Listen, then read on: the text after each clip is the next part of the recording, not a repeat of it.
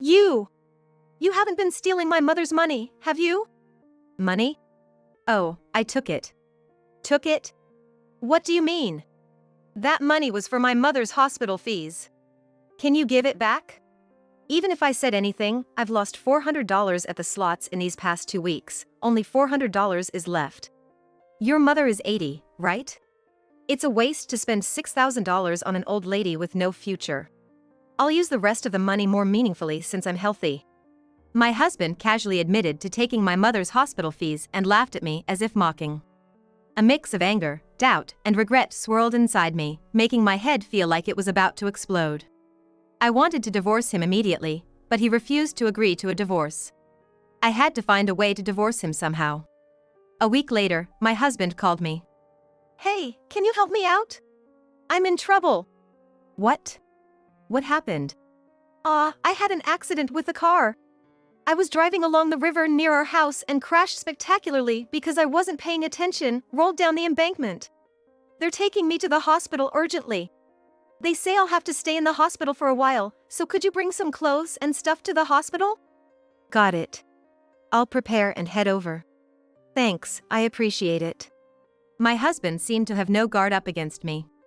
Feeling a good opportunity had arisen, I did a mental fist pump and headed to the hospital. I brought you some clothes. How bad are your injuries? Just a broken leg. They say I can leave in about a week. That's good, it wasn't worse. By the way, your mother had paid her hospital bills when she was discharged, right? Bring me some money for mine too. It's a hassle to pay later. Money? You're not worth the treatment costs. This suits you better, doesn't it? Necessary, right? I confronted my husband with something and created a situation where he had no choice but to agree to a divorce. I'm Charlotte. I'm 53 years old, working in an office job, currently living with my husband Lucas. We have a daughter, Mary, who graduated from college 2 years ago and moved out when she found a job. Thus, having fully completed our parenting duties, our life should have been more relaxed, but that's not quite the case. My childhood home is about a 40-minute drive from our house, a distance that's not too far nor too close. Since my father passed away 5 years ago, my mother Emily has been living there alone. My mother is 80 years old this year. It's worrisome for her to be alone, so I visit her after work or on weekends to support her. Mom, I bought some rice, so I'll leave it here. We still have rice left. You always say to prepare things early. Well, that's true. But you don't need to come every week, I'm fine. You have your own household to take care of, don't you? It's okay. I'm managing everything at home. I'll come again next week, so let me know if you need anything. After stopping by my childhood home after work to drop off the rice and see my mother's face, I quickly leave the house. My stay is always around 3 minutes, leaving my mother slightly exasperated by my hurried visits. As I leave, I hurry back home to prepare dinner. Would it be better to just live together considering how rushed I am? Some might think so, but there are reasons why I don't live with my mother. You were at your mother's home again? Hurry up and make dinner. I'm starving. Sorry, I'll start preparing right away. Starting now? What time will we eat then? If you can't manage the house because of visiting your mother, then stop going. I can't do that. I place the supermarket bag next to the sink without facing my husband Lucas in the living room. Feeling his glaring presence behind me, I proceed to prepare dinner. Lucas seems displeased that my visits to my childhood home affect our household chores. However, dinner is rarely more than an hour late, and I keep up with cleaning and laundry. So, it's not that household chores are neglected, he just dislikes me visiting my mother. Lucas becomes irritable and aggressive over things not going his way. He was much gentler when we married, but that side of him is long gone. Is this normal after over 25 years of marriage? With him constantly complaining about my visits, suggesting living together is out of the question. If I even mentioned wanting to live with my mother, it would lead to an uproar. Also, I don't want to put my mother and husband together, which is why I end up visiting her frequently. Mom, I bought the detergent you asked for, but you still have stock, don't you? I'm about to run out of the detergent I'm using. Then I'll have to dip into my stash, so the quantity's gonna decrease, right? And to think you often tell me I restock on rice too early. Well, if we run out of rice, we can just eat something else, so there's no need to prepare so early, is there? It's hard to grasp the difference, but it seems my mom has her own set of rules. She's always been the type to prepare everything ahead of time. I've been influenced by my mom to prepare early, but I can't compete with her. Hey! I get why you have numbers for taxis and hospitals by the phone, but why lawyers and banks? Lawyers are needed in case of incidents or accidents, right? And since our money is in the bank, there might be times we need to get in touch, you know? It's all about being prepared for just in case.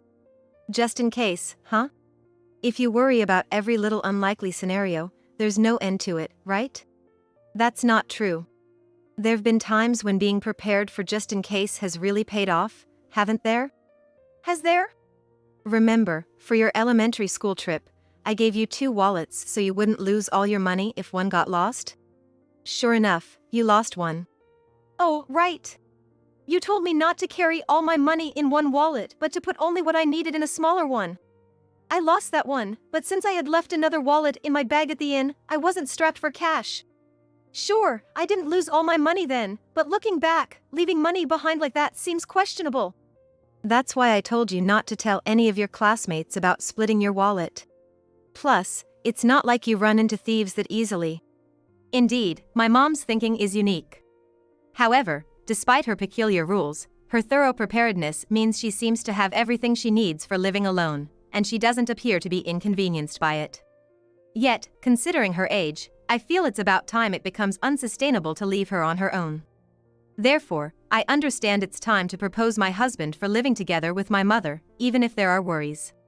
But I find myself hesitating to bring it up with him. The reason is not just his easily irritable nature, but also his hobby. His hobby is playing slots. Darn it. Freakin' heck. One Sunday, my husband left in the morning and came back past noon. As he opened the door, he stomped down the hall with heavy steps, plopped down on the couch with force, and started muttering loudly to himself. It was clear he had lost at slots and was in a bad mood. Times like these pose a risk of catching the backlash. I was in the kitchen next to the living room, but to avoid being spoken to by my husband, I went to the bathroom even though I didn't need to, and killed time on my phone for about 10 minutes. Arg, this is so annoying. His stress seemed to be particularly high today. My husband was yelling loud enough to be clearly heard all the way to the bathroom. As I played games on my phone, I prayed he wouldn't take his frustration out on something and break it. While he never borrows money for it, he pours almost all of our disposable income into slots. It would be nice if he won at least a little, leaving us with some money in hand, but gambling isn't that kind. Most months, the money he puts in dwindles down to 0.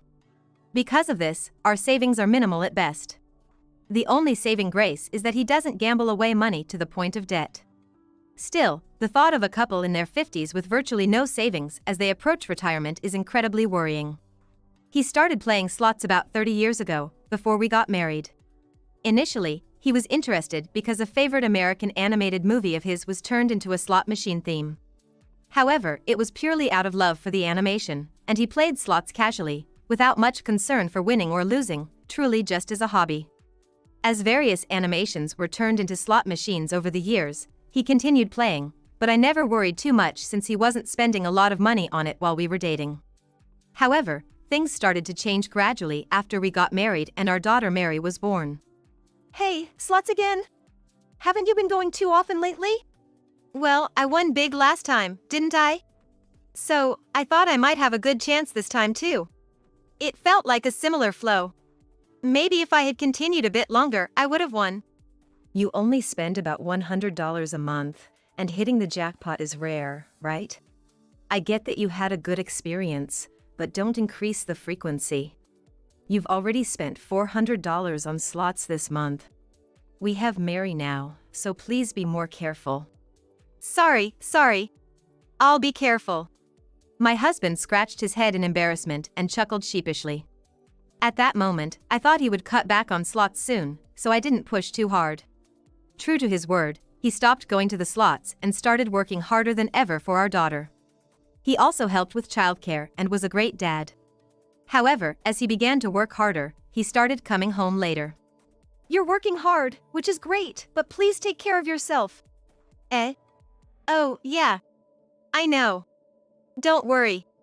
Appreciating his efforts for the family, I started putting more effort into dinner than before. He always said the food was delicious, but when I looked at his face during those times, his eyes were wandering. He was keeping something from me. As his wife, I could tell. And it didn't take long for his secret to come out. Is that Lucas over there? One Sunday, as I was out shopping for dinner and waiting at a crosswalk, I saw my husband coming out of a slot parlor. He said he was going out to lunch with a friend today. Wondering if he had been dragged there reluctantly, I didn't cross the street even when the signal turned green, instead watching him from a distance. But the friend I imagined never showed up, and he started walking home. Realizing my husband had been secretly visiting the slot parlor, I let out a sigh. However, asking him to suddenly quit a hobby he's had for so long seemed too harsh, so I thought a stern warning would suffice. Hey, we're a bit tight this month. Can you give me a little extra pocket money? No. It'll just go to slots immediately. Eh? You knew? Yes, I did. So, no extra pocket money. You can keep playing slots if you like, but please stay within your allowance. My husband chuckled sheepishly and scratched his head. Knowing I wasn't angry about him secretly going to the slot parlor and that he could continue as long as it was within his pocket money, he didn't push any further for extra cash and easily backed down. With my permission, my husband started going to the slots without hiding it. I thought that was the case, but as our daughter grew older and needed less care through elementary and middle school, the frequency of his visits to the slot parlors increased. I understand that he needs to blow off some steam, and I have no complaints as long as he enjoys it within his allowance.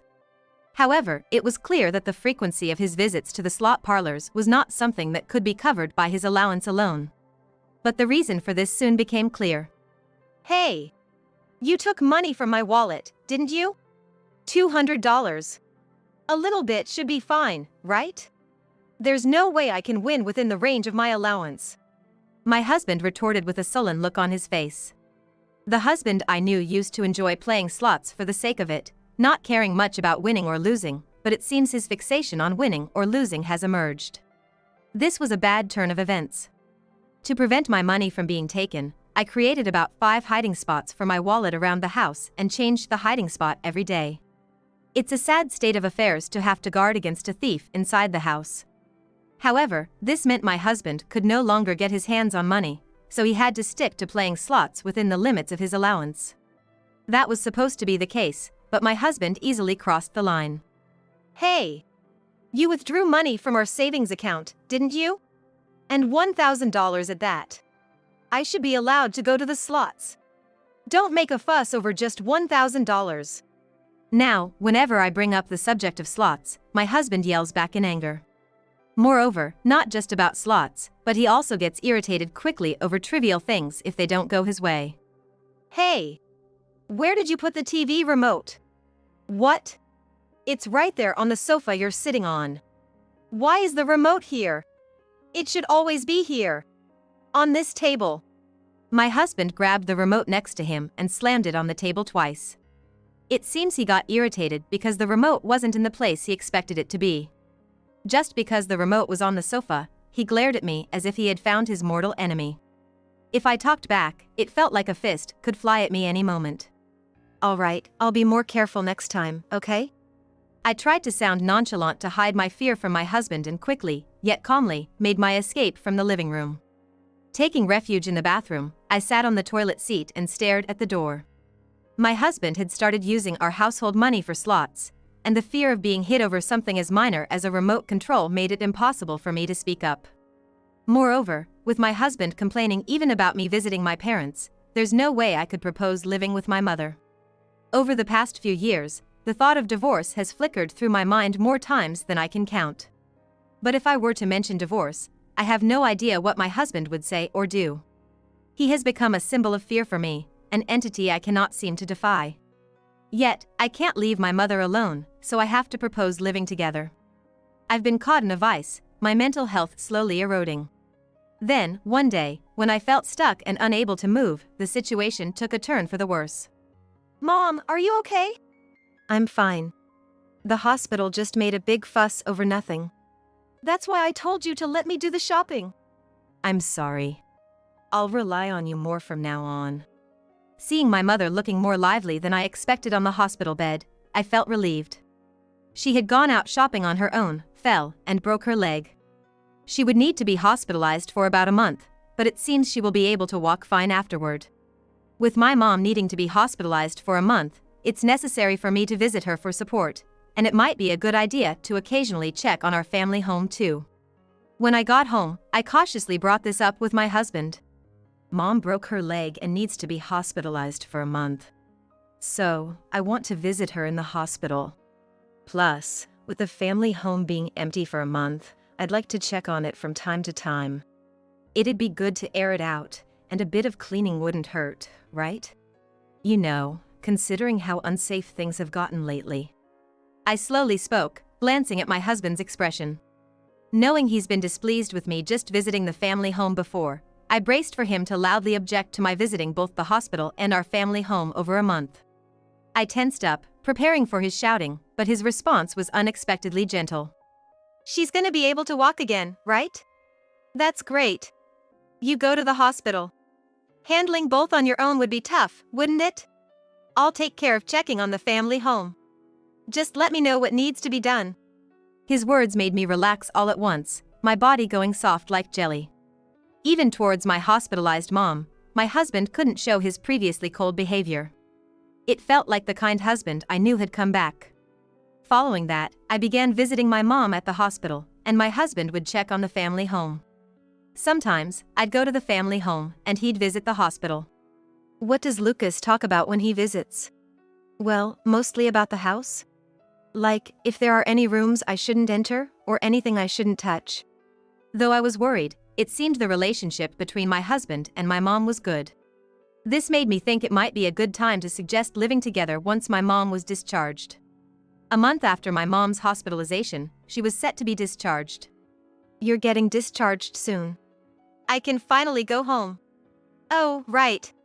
I'll need to pay the hospital bills when I'm discharged. Can you bring the money from home? Hospital bills can be quite expensive, you know? That's why I've kept $6,000 in cash at home for such occasions. Keeping that much cash at home is risky. At least bring it to the hospital. But having it at home like this means I can easily pay it off when I'm discharged. Dealing with transfers and all that later would be a hassle, wouldn't it? You want me to drag my feet to the bank? All right. Where is it? My mom's thinking was indeed unique. I decided to pick up the hospital fee from our family home on my way back from the hospital. What? Where's the cash? When I opened the drawer my mother had told me about, the cash was nowhere to be found. Thinking I might have gotten the location wrong, I searched nearby, but still, no money appeared. Could it have been a burglary? I panicked for a moment at the thought of a break-in, but looking around, there were no signs of the room being ransacked. My husband and I had been taking turns staying at the family home, and he never mentioned any signs of a break-in. The house hadn't been disturbed, yet the cash was cleanly gone. An unwelcome thought began to form in my mind. If what I was imagining had happened, it was unforgivable. Although not yet confirmed, my anger was already simmering. I needed to confront my husband to verify the facts. Look, if I'm wrong, you can yell all you want. But you didn't take Mom's money, did you? Money? Oh, I took it. Took it? What do you mean? That was for Mom's hospital bills. Can you give it back? Even if you say that, I've lost down to just $400 at slots in the past couple of weeks. Your mom is 80, right? It's a waste to leave $6,000 for an old lady with no future. I'll put the remaining money to good use. My husband casually admitted to taking the money, laughing at me as if I were foolish. His easy admission of theft mixed my anger, confusion, and regret into a tumultuous whirl, nearly crashing my thoughts. I needed to calmly untangle this, one step at a time. You didn't go checking on the family home or visit Mom at the hospital just to take money, did you? Yeah, I did. Who would bother with such tedious tasks if it didn't pay? There's no money left in this house for slots. I was hoping to find even a little cash, and then I stumbled upon $6,000. It's dangerous to leave such a large sum at home in these unsafe times. What he said wasn't wrong. But one wouldn't expect a family member to be a thief. Had my husband been asking Mom about rooms she didn't want him to enter or things she didn't want him to touch, just to look for places where valuable items or cash might be hidden? Finding the checkbook wouldn't have been as easy for him, but discovering cash must have delighted him. Imagining my husband's joy at finding the cash made me start to feel intense anger towards him. Above all, I couldn't forgive him for speaking so dismissively about my mother. We're getting a divorce. My anger reached its peak, blowing away the fear I had felt towards my husband, and I blurted out the demand for divorce. The words came out in a rush, and I surprised myself, momentarily showing a startled expression. My husband didn't miss that fleeting expression of mine and maintained his assertive demeanor. Divorce? For what reason? Slots? Sure, gambling can be grounds for divorce, but that's usually when it leads to significant debt that disrupts living. I haven't made any debts through slots, and I haven't touched the monthly living expenses, so I wonder if divorce would be granted? Is it because I took the money? But even that, in a family relationship, taking money wouldn't be considered a crime, right? I saw something like that in a video online. The law doesn't interfere with family matters. My husband smirked triumphantly as he looked at me. There is a way to divorce my husband. But in the current situation, I just can't seem to make the final move.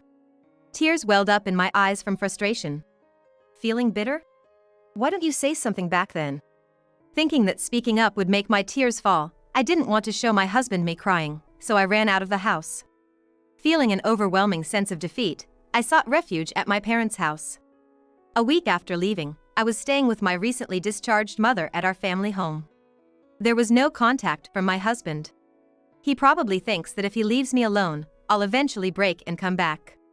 But I have no intention of returning home, and I haven't given up on getting a divorce yet. I've already told my mother about what happened that day, and she supports my decision to divorce.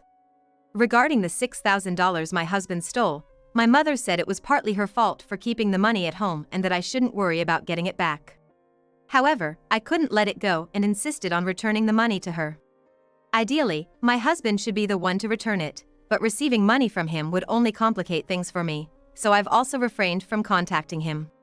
However, with neither of us reaching out, the situation has stagnated over the week. Feeling stuck and unable to make the next move, I was at my wit's end when suddenly my husband called, and the situation took a turn. Hey, I need a bit of help. I'm in trouble. After a week, this is how you call. What's going on? I got into a car accident.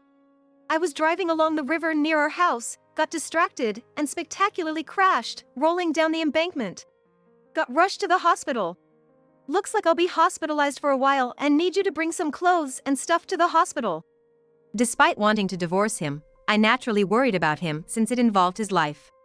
But since he sounded upbeat on the phone, it seemed it wasn't a life-threatening accident. This was an opportunity one couldn't miss. All right. I'll get ready and head over. Thanks, I appreciate it. Since he initiated the call, it seemed he wasn't wary of me at all. I mentally celebrated the good turn of events and headed to the hospital. I brought you some clothes. How's the injury? Just broke my leg like your mom. But I should be out in about a week. That's good, could have been worse. Speaking of which, your mom paid her hospital bills when she was discharged, right? Do the same for me when I'm out. I hate dealing with payments later. Money? Treatment for you seems like a waste. This suits you better, doesn't it? I smirked, just like my husband had a week ago, and handed him the divorce papers. What? You still haven't given up on divorce? I told you I'm not agreeing to it. What if I said I'm considering reporting you? Huh? Report? About your mom's money? Like I said before, the law doesn't interfere with family matters. That's something you learned from some internet video, right? The net is full of misinformation and incomplete explanations, so be careful from now on. Huh? What do you mean? What you did is outright theft. No, that makes no sense. Theft within a family isn't charged. I'm not a legal expert, but I'm sure there are cases like that. However, that family relationship thing doesn't apply if you're not direct blood relatives. No way! The video showed a daughter-in-law not being charged for stealing from her mother-in-law. I don't know what video you watched or its setup, but was the daughter-in-law and mother-in-law living together in it? Maybe they were, maybe not. I forget if it's 6 degrees or 3, but if they were living together, then you're right, the law doesn't interfere, and it falls under the familial theft exemption. So, in my case, since we're not living together? Simply put, it's theft. Until now, he thought he was in a legal gray area, barely safe, but realizing he's completely out, his expression turned desperate, sweat beading on his forehead, eyes darting around. He was desperately thinking of a way to get back to that barely safe line. Likewise, as he had extracted the location of the money from my mother, he was looking for hints from me on how to escape this situation. Why do you know so much about theft? I work in administration, right? That includes accounting. Once, when the numbers wouldn't add up, we thought it might be a loss or theft, causing a bit of a stir. It turned out to be a mistake, but I researched how to handle accounting for lost or stolen items, just in case. That's when I learned about handling theft in everyday life, just in case. Preparing for such uncertain events? It's my mother's influence to prepare for any eventuality. He might be looking for a way out in our conversation, but having already cornered him, I confidently answered his questions. As our conversation progressed, my husband suddenly smirked, as if he'd thought of a good escape route. I told you I took the money, but it's not like you have any evidence that makes it impossible for me to deny it, right? So, if you report me to the police, I just need to stick to my story. Your word alone won't be enough for the police to do anything, right? This was the move I hadn't been able to make until now. Without evidence, even if I reported him, there was a chance the police would only listen and not act. However, I had already obtained that evidence. I've been recording our entire conversation with an app on my phone. Eh? So then? Thanks for blabbering about stealing my mom's money. I pulled out my smartphone from my breast pocket, showing him the screen displaying wreck, and the already pale complexion of my husband, due to blood loss from the accident, turned even paler. A week ago, he had confidently confessed to his crime, thinking he wouldn't be charged with theft. But at that time, I wasn't prepared, so I couldn't record his words, and I failed to obtain evidence of the theft. Later, by preparing a recording app and getting him to talk about the theft again, I could resolve the issue. However, if he realized I was trying to get him to talk about the theft by contacting him, he might never speak of it again. So, I decided it was best to wait for him to contact me and bring up the topic of theft again when his guard was down, without reaching out from my end. I prepared the divorce papers in anticipation of creating a flow of conversation about the theft. Over the week, I was anxious he might learn some information and offer to return the money. If he offered to return the money, he could claim he had borrowed it, not stolen it, and escape punishment. For me, it was better not to get the money back. Would you consider divorcing me? If you agree to divorce, I won't report you. Fine. I'll divorce. By weighing divorce against being reported, my husband chose to divorce. With the plan working, I spoke to my husband with a smile. Then, fill out these divorce papers. I'll bring you new clothes in 3 days and collect them then. Leaving the hospital room, I felt refreshed, as if I were a patient who had just been discharged. Afterward, my husband and I divorced. Given he had poured our savings into slots, there wasn't much to divide, so the divorce proceeded smoothly. After the divorce, my ex-husband apparently tried to quit slots, the trigger for our divorce.